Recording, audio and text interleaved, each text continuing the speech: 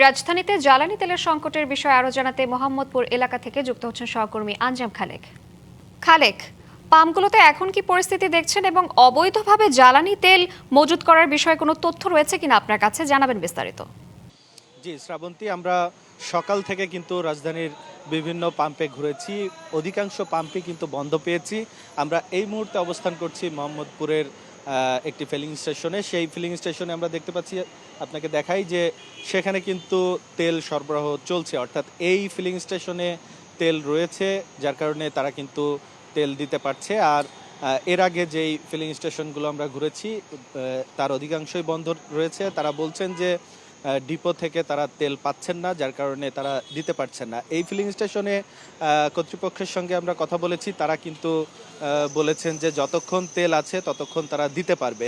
আমরা একজন filling station কর্মকর্তার সাথে কথা বলতে চাই। এই ভাই, আপনি একটু জানাবেন যে আপনাদের এখানে কি পরিমাণ তেল মজুদ আছে, কতক্ষণ দিতে পারবে?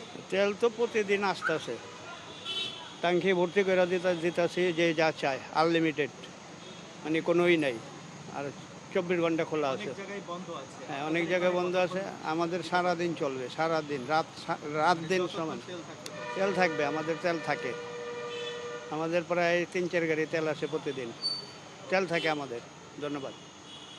শ্রাবন্তী, আমরা দেখেছি যে এই ফিলিং স্টেশনে তেল আছে বিধায় কিন্তু সকাল থেকেই যারা জানেন, যেসব গাড়ি চালক এবং মোটরসাইকেল বাইকাররা আছেন, তারা কিন্তু এই ফিলিং স্টেশনে অপেক্ষা করছেন। আমরা একটু দেখাতে চাই যে এখানে কিন্তু অসংখ্য গাড়ি রয়েছে,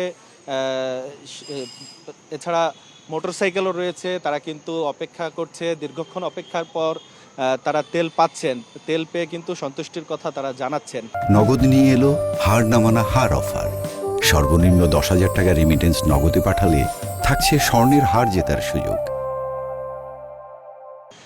এছাড়া আপনি যেটি বলছিলেন যে মজুদের বিষয়, এই ফিলিং স্টেশনে তেল সরবরাহ স্বাভাবিক রয়েছে। তারা জানিয়েছে যে যথেষ্ট পরিমাণ তেল রয়েছে তাদের কাছে, তবে অবৈধ মজুদের কোনো খবর এখনো আমরা এই রাজধানীতে পাইনি।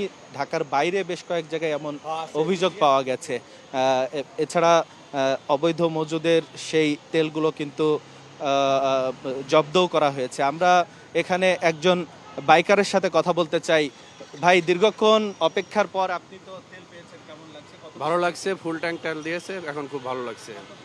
দীর্ঘ 2 ঘন্টা, হ্যাঁ।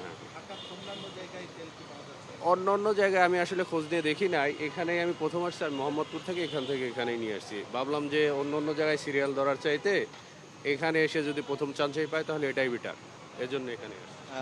শ্রাবন্তী, আপনি যেমনটি শুনছিলেন যে তারা কিন্তু তেল পেয়ে সন্তুষ্টির কথা জানাচ্ছেন, এবং আমার পিছনে দেখতে পাচ্ছেন যে তেলের ট্যাঙ্কি কিন্তু এখানে রয়েছে, এবং এই স্টেশনে কিন্তু পর্যাপ্ত তেল রয়েছে বলেই জানাচ্ছেন।